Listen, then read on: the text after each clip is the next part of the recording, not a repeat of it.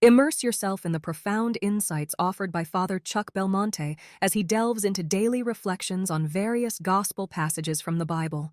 Do Catholics worship the saints?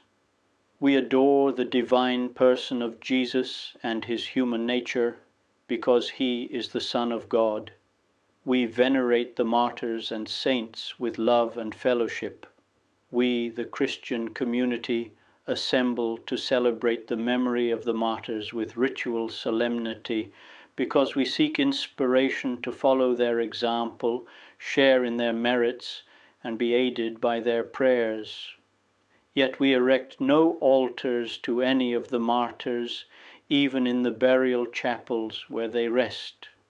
No bishop or priest, when celebrating at an altar where these holy bodies lie, has ever said, "Peter, we make this offering to you," or "Paul to you," or "Cyprian to you." No, what is always offered to God, who crowned the martyrs. We offer in the chapels where the bodies of those he crowned rest, so that the memories associated with those places will stir our emotions and encourage us to greater love for both the martyrs we can imitate and God, whose grace enables us to do so. Thus, we venerate the martyrs with the same love and fellowship that we extend to the holy men of God still among us. We sense that the hearts of these latter are just as ready to suffer death for the sake of the gospel, yet we feel more devotion toward those who have already emerged victorious from the struggle. We honor the country's heroes and those who are fighting on the battlefield of this life. But we honor with greater confidence those who have already achieved the victor's crown and live in heaven. However, the veneration strictly called worship or latria, which is the special homage belonging only to the divinity, is something we give and teach others to give to God alone. The offering of a sacrifice belongs to worship in this sense. That is why those who sacrifice to idols are called idol worshippers. We neither make nor instruct others to make any such offering to any martyr, holy soul, or angel.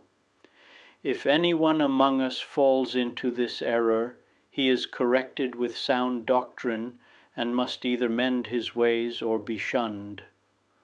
The saints themselves forbid anyone to offer them the worship they know is reserved for God, as is clear from the case of Paul and Barnabas. When the Lycaonians were so amazed by their miracles that they wanted to sacrifice to them as gods, the apostles tore their garments, declared that they were not gods, urged the people to believe them, and forbade them to worship them. Yet the truths we teach are one thing.